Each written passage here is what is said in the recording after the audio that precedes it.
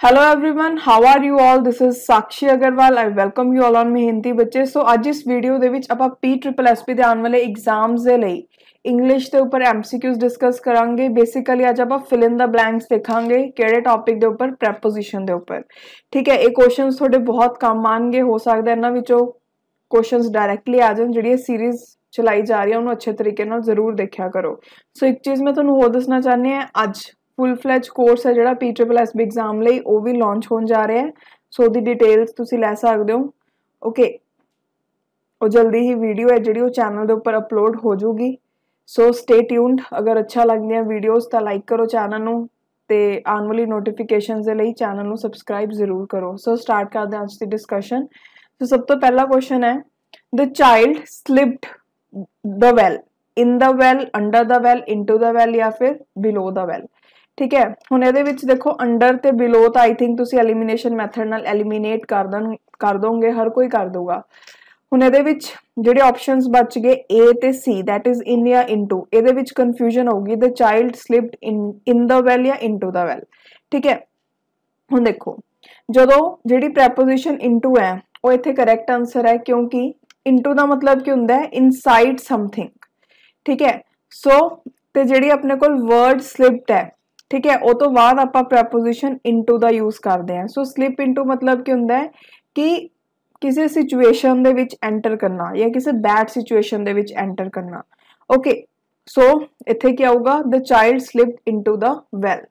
ठीक है, बेसिकली जदों कोई चीज मूविंग स्टेट दे विच किसी होर चीज च एंटर कर जाए ना, उहदे लई आपां इनटू दा यूज करदे हुंदे हैं। ठीक है, इन दा भी आपां अगे दसांगे कि इन कित्थे आऊगा। इन हुंदा है कि कोई चीज, कोई ऐसी चीज दे अंदर एंटर हो गई है, ठीक है, जिथे जिहड़ी स्पेस वो बहुत लिमिटेड है। जिवें the envelope, sorry, the poster is in the envelope. ठीक है, सो इनवेलप दे अंदर एक लिमिटेड जी स्पेस हुंदी है ना, ते जिहड़ा अपने कोल पोस्टर है इनवेलप दे अंदर है। ठीक है, सो इसलिए उत्थे इन आ सकदा है। बट इत्थे की है कि जिहड़ा चाइल्ड स्लिप हो गया वैल दे विच, मतलब जदों वैल दे विच स्लिप होया होगा वो मूविंग पोजीशन च होगा ना, सो इत्थे आपां की यूज करांगे इनटू। और तो बाद next, dash many children were present besides in none of the above. हुण देखो इत्थे इन तां बिल्कुल ही गलत है। ठीक है, नन ऑफ अबव बारे आपां श्योर नहीं हैगे, बट जो तुसी बिसाइड या बिसाइड्स देखोगे तुहानूं पता लग जू भी डी ऑप्शन भी तुसी एलिमिनेट कर सकते हो। हुण तुहाडे कोल बचे दो option, beside many children were present या besides many children were present. हुण देखो इत्थे एक चीज ध्यान नाल समझो, इत्थे छोटा जिहा डिफरेंस है बिसाइड ते बिसाइड्स दे विच। बस फर्क की है, उहदे नाल एस लग्या होया है, इहदे नाल एस नहीं लग्या होया। बिसाइड दा मतलब की हुंदा है next to. She is sitting beside me, मतलब वो मेरे नाल बैठी है। ठीक है, जदों कोई तुहाडे नाल बैठा है तुसीं उहदे बारे दसना होवे तां उत्थे आपां की यूज करदे हां बिसाइड, मतलब बाय द साइड, मेरी साइड ते बैठा कोई। ठीक है, बट बिसाइड्स दा मतलब की हुंदा है इन एडिशन टू। हुण तुसीं इन्हां विच कंफ्यूज ना होवो तां तुसीं एस तो याद रख सकदे हो। एस आपां प्लूरल लई यूज करदे हां ना, मतलब एक चीज होर ऐड हो गई हो, एक तो ज्यादा चीज़ां ने। ठीक है, सो बिसाइड्स दा मतलब की हुंदा है इन एडिशन टू, ते बिसाइड मतलब बाय द साइड या नेक्स्ट टू। ओके, सो जिहड़ा प्रैपोजिशन इन है वो आपां काहदे लई यूज करदे हां, जदों आपां ने किसी ऐसी चीज दे बारे दसना होवे जिहड़ी कि किसी चीज दे अंदर इनक्लोज्ड है, जिवें कि आपां ने एनवेलप दी गल कीती सी। ओके, सो इहदे विच अपने कोल आंसर क्या होगा कि मैन दे नाल नाल बहुत सारे बच्चे भी उत्थे प्रेजेंट सी। सो मैन भी हैं, बच्चे भी हैं, यानी कि दो चीज़ां हो गई ना, तब बिसाइड्स आऊगा। ठीक है, so answer is option number B. और तो बाद Mary passed me dash her bicycle, Mary ने मैनू अपनी बाईसाइकिल दे दी। एट, इन, अबव या फिर ऑन। हुण देखो इत्थे जिहड़ा वर्ड यूज होगा वो ऐसा वर्ड यूज होगा जिहदा कि पास्ट दे नाल रिलेटेड है। ठीक है, so passed me at her bicycle, passed me in her bicycle, passed me above her bicycle या passed me on her bicycle. जो तुसीं एवें पढ़ोगे तो थोड़ा दिल तुहानूं कहूगा कि ऑन आऊगा आंसर। ठीक है, सो हुण आपां इहनूं पढ़दे हां भी ऑन क्यों आऊगा। देखो जदों भी आपां कहने हैं कि आपां ने कोई चीज नूं पास ऑन किता, आपां कहने ना कि जायदाद है जिहड़ी वो किसी एक जाने तो मतलब परदादे दी है, परदादे तो दादे नूं मिली, दादे तो फादर ਨੂੰ मिली, फादर तो सन ਨੂੰ मिली, ठीक है। सो यानी कि वो की ये चीज पास ऑन हो जा रही है जनरेशन टू जनरेशन, ठीक है। सो पास ऑन का मतलब की हुंदा है कि किसी ਨੂੰ कोई चीज दे देना, मतलब सपोज करो ये परसन है, ਇਹ ਪਰਸਨ ਨੂੰ ਕੋਈ ਚੀਜ਼ ਕਿਸੇ ਨੇ ਦਿੱਤੀ ਹੈ ਤੇ ਉਹ ਅੱਗੇ ਉਹੀ ਚੀਜ਼ ਕਿਸੇ ਹੋਰ ਨੂੰ ਦੇ ਦੇ ਤਾਂ ਆਪਾਂ ਕਹਿੰਦੇ ਆ ਪਾਸ ਔਨ ਕਰਨਾ, ਠੀਕ ਹੈ। ਸੋ ਇੱਥੇ ਕੀ ਆਊਗਾ ਪਾਸ ਔਨ, ਓਕੇ। ਸੋ ਇੱਥੇ ਐਗਜ਼ਾਮਪਲ ਹੈ some organisation pass on substantially less money to candidates. ਕੁਝ ਆਰਗੇਨਾਈਜੇਸ਼ਨ ਬਹੁਤ ਘੱਟ ਪੈਸੇ ਦਿੰਦੀਆਂ ਨੇ ਕੈਂਡੀਡੇਟਸ ਨੂੰ, ਠੀਕ ਹੈ। ਸੋ ਇੱਥੇ ਕੀ ਆ ਗਿਆ ਆਪਣੇ ਕੋਲ ਔਨ, ਓਕੇ। ਸੋ ਇੱਥੇ ਜਿਹੜਾ ਆਪਣੇ ਕੋਲ ਸੈਂਟੈਂਸ ਸੀਗਾ Mary passed me on her bicycle, मतलब मैरी ने अपनी साइकिल मैनू देती, ओके। उस तो बाद नैक्सट सो इत्थे देखो 3 होर वर्ड्स ने। अगर आप पास ऑन करते हैं, पास ऑन का मतलब तो समझ लिया। हुण पास दे नाल अगर आउट लग्या होवे, पास आउट मतलब की हुंदा है कि अनकॉन्शियस हो जाना। पास अवे का मतलब की हुंदा है मर जाना। पास ऑफ का मतलब की हुंदा है falsely represent a person or thing as being someone or something else, मतलब किसी चीज नू किसी होर चीज की तरह दिखाना, ठीक है, फॉल्सली, ठीक है। सो उत्थे आपां की यूज करते हैं पास ऑफ, ओके। सो इन्हां नू भी याद रखियो, तुहाडे काम आ सकदे एग्जाम्स दे विच। सो इत्थे करैक्ट आंसर की आऊगा D, that is pass on. Next eggs are sold dash the dozen. जिहड़े एग्स ने ਉਹ डजन के हिसाब नाल बेचे गए, ठीक है। At the dozen, to the dozen, by the dozen, in the dozen. ਇਹਦਾ आंसर आऊगा C, that is by the dozen, ठीक है। सो हुण देखो अपने कोल ना कई ऐसे फ्रेजल वर्ड्स हुंदे हैं जिहदे नाल प्रैपोजिशन की लगनी है फिक्स हुंदी है, जिवें by the dint of, out of jealousy, in danger, by the dozen. कि अगर आप डजन की गल करते हैं तो आप हमेशा बाय यूज करते हैं। ओइंग दे नाल टू लगाने हैं, ठीक है। On a trip, she is on a trip, trip ते गई हुई है तो उत्थे हमेशा ऑन यूज करांगे। फॉर अ चेंज, कुछ चेंज के लिए, ठीक है। सो अगर अपने को इत्थे एग्जांपल देखिए, I went on a trip to Goa last month, ठीक है। सो ट्रिप ते गई उहदे नाल अपने को क्या होगा on. Hence according to phrases given above preposition by है जिहड़ा वो यूज किया जाऊगा कि eggs are sold by the dozen. ਜਿਹੜੇ एग्स ने वो डजन के हिसाब के नाल बेचे गए, ठीक है। सो याद रखियो फ्रेजल वर्ब थोड़े काम आ सकदियां ने कि द डिंट ऑफ दे नाल आपां बाय लगाने हैं, जेलसी दे नाल आउट लगाने हैं, डेंजर दे नाल इन डेंजर बोलते हैं, डजन दे नाल बाय डजन आऊगा, ओइंग टू हुंदा है, ऑन अ ट्रिप हुंदा है, या फॉर अ चेंज हुंदा है, ठीक है। सो इत्थे कुछ होर क्या होया है कि कुछ ऐसे वर्ब्स, नाउन, एडजेक्टिव्स हैं ਜਿਹੜੇ कि फिक्स प्रैपोजिशन ਦੇ ਨਾਲ ही फॉलो ਹੁੰਦੇ हैं। जिवें अगर अपने कोल एक्सोनरेट ਲੱਗਿਆ ਹੋਵੇ ਤਾਂ ਉਹਦੇ ਨਾਲ ਹਮੇਸ਼ਾ ਆਪਾਂ from यूज करांगे, रीफ्रेन ਦੇ ਨਾਲ from यूज करांगे, सस्पिशियस ਦੇ ਨਾਲ of यूज करांगे, इंटरेस्टेड ਦੇ ਨਾਲ in यूज करांगे, इनर्ट ਦੇ ਨਾਲ to यूज करांगे, एक्यूज ਦੇ ਨਾਲ of यूज करांगे, प्रीडायलैक्शन ਦੇ ਨਾਲ for यूज करांगे, रिस्पाइट ਦੇ ਨਾਲ from यूज करांगे, वैक्स ਦੇ ਨਾਲ at यूज करांगे, ओके। सो इत्थे एग्जांपल है after spending some time on the island they become injured to the hardships, ठीक है।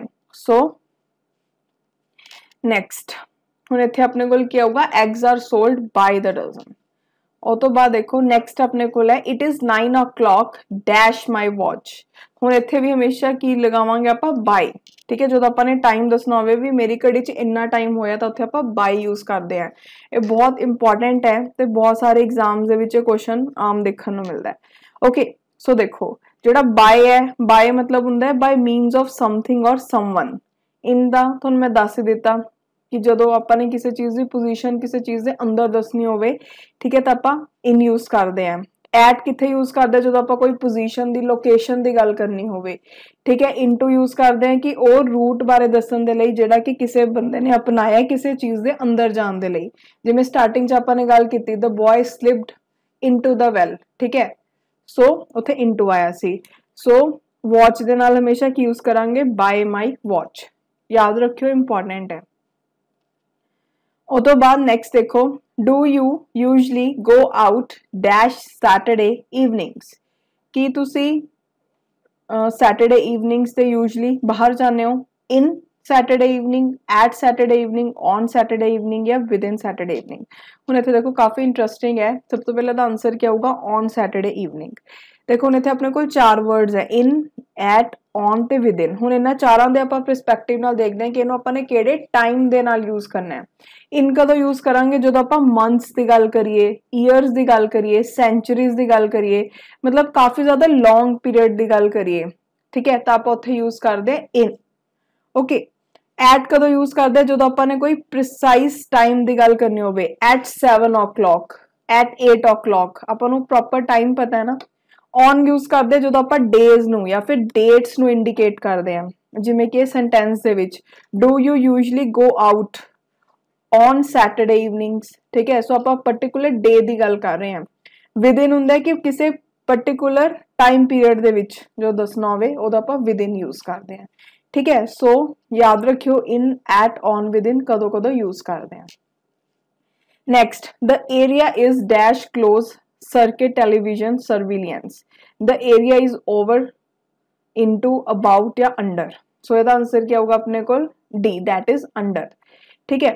ਹੁਣ देखो अंडर क्यों यूज करांगे, अंडर आप उत्थे यूज करते हैं ਜਦੋਂ ਆਪਾਂ ਨੇ ਦੱਸਣਾ ਹੋਵੇ कि कोई ਜਿਹੜੀ चीज है वो किसी पर्टिकुलर चीज ਦੇ बिल्कुल नीचे है, मतलब under.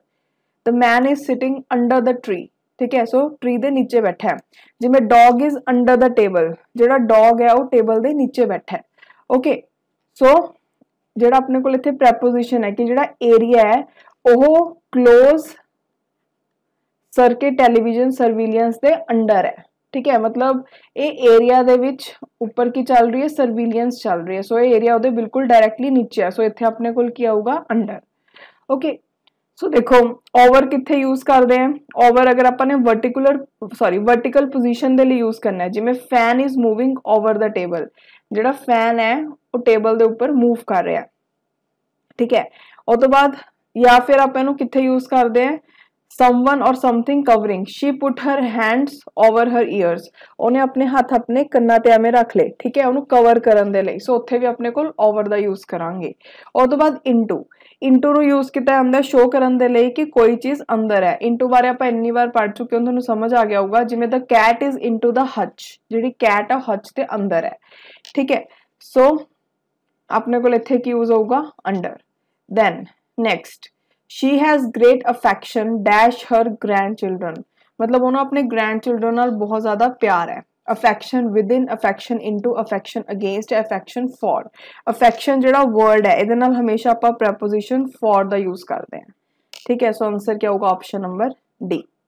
Okay, so with in मतलब हुंदा इनसाइड समथिंग, इनटू तो आपां ने देख लिता कि जदों कोई मूवमेंट होवे किसी चीज च जाण दे लई, ठीक है।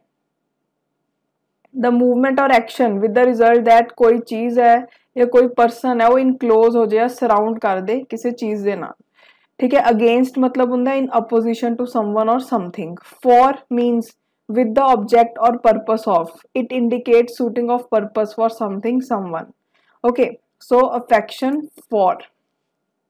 then she was running short dash time, short हमेशा off time हुंदा है, ठीक है, कि उहदे कोल टाइम दी कमी है, मतलब टाइम उहदे कोल घट रहा है।